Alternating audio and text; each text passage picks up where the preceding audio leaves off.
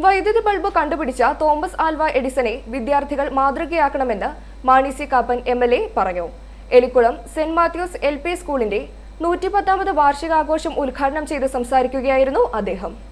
ഓരോ തവണയും പരാജയപ്പെടുമ്പോഴും ഇതിന്റെ ഇരട്ടി വർദ്ധിതവീര്യത്തോടെ പരീക്ഷണം നടത്തിയ എഡിസൺ വിദ്യാർത്ഥികൾക്ക് പ്രചോദനമാണെന്ന് MLA പറഞ്ഞു. കുട്ടികളിലേക്കും അധ്യാപകർ കുട്ടികളിലേക്കും പരസ്പരം പോസിറ്റീവ് എനർജി പകർന്നു കൊടുക്കുന്നവരായി തീരണം എന്ന് മാത്രം അഭ്യർത്ഥിച്ചുകൊണ്ട് ഈ സെന്റ് മാത്യൂസ് LP സ്കൂൾ എലിക്കുളത്തിൻ്റെ 110ാമത് ആനുവൽ ഡേ സെലിബ്രേഷൻസ് ഉദ്ഘാടനം ചെയ്തതായി പ്രഖ്യാപിച്ചുകൊള്ളുന്നു. നന്ദി, നമസ്കാരം.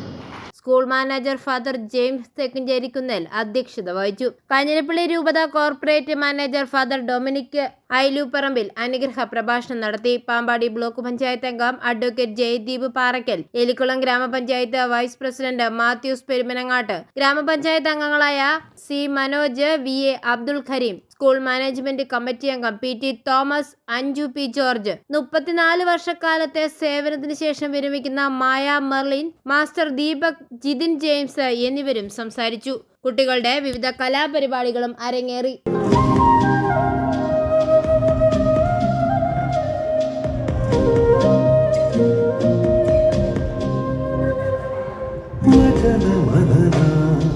ജപധ്യാന ചൈതന്യം കനിവിന്റെ നിറവേ ദൈവമേ ജഗദ്ഗുരോ.